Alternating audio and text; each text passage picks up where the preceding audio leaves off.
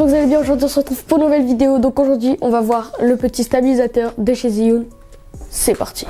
Voilà, donc j'ai testé l'utilité du stabilisateur. Donc pour ça je vais faire quelques tests en marchant et en courant, avec et sans le stabilisateur. J'ai commencé par marcher sans le stabilisateur, donc ça tremble beaucoup.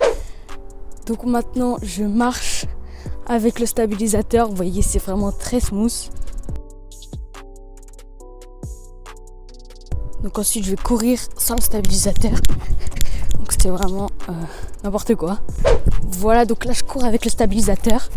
Donc c'est vraiment très très smooth.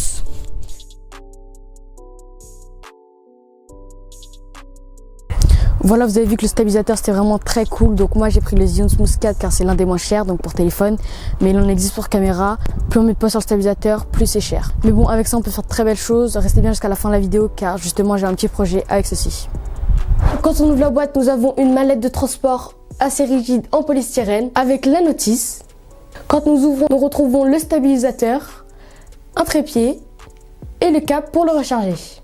Donc on va voir chaque bouton en détail. Nous avons le premier bouton qui sert à allumer le stabilisateur. Il faut rester 3 secondes appuyé sur le bouton pour que le stabilisateur s'allume. Juste au-dessus, nous avons un switch qui passe du mode L au mode PF. Donc le mode L, c'est le mode lock. Donc le mode lock reste sur le même axe. Ce mode est bien pour faire de jolis travelling. Puis le mode P, pan follow, qui suit les mouvements de droite à gauche. On continue avec les modes. Derrière, il y a une gâchette de 2 modes. La gâchette du haut, c'est le mode Fun Go. Ça suit très rapidement vos mouvements. C'est pratique pour filmer des voitures de course ou des motos. Et la gâchette du bas, c'est le mode Following. Il suit les mouvements de gauche, droite, de haut et de bas. Donc on revient à l'avant du stabilisateur, juste au-dessus du mode Lock et Pan Follow, nous retrouvons le mode Rec pour filmer. À sa droite, nous retrouvons le mode pour prendre des photos. Et à sa gauche, le bouton pour faire la mise au point manuelle ou le zoom. Donc pour le zoom, on appuie une fois et on tourne la molette. Et si on veut avoir le focus manuel, on rappuie sur le bouton et on retourne la molette.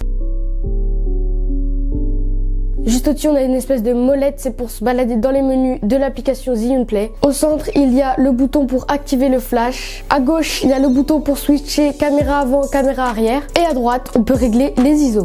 Au-dessus, on a 2 boutons, le mode DISP qui sert à enlever tout l'affichage quand on est sur l'application et le mode menu qui sert à revenir au menu. Tout en bas du stabilisateur, nous avons une barre bleue qui indique le niveau de batterie. Voilà, donc il y a également une application qui s'appelle Zhiyun Play, donc qui est disponible dans l'App Store sur Android et iOS. Donc c'est vraiment une application très bien, mais je vais pas vous faire le tour en détail. Je voulais juste vous montrer un effet que je trouve particulièrement bien dans cette application, c'est le timelapse en mouvement. Donc vous définissez un point A jusqu'à un point B et le timelapse se fait tout seul en mouvement. Je trouve ça vraiment très très bien.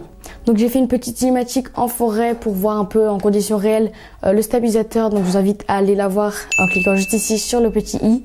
Voilà, donc j'espère que je vous aurai aidé. N'oubliez pas le petit like, abonnez-vous, partagez. Moi je vous dis à la prochaine, portez-vous bien. Ciao.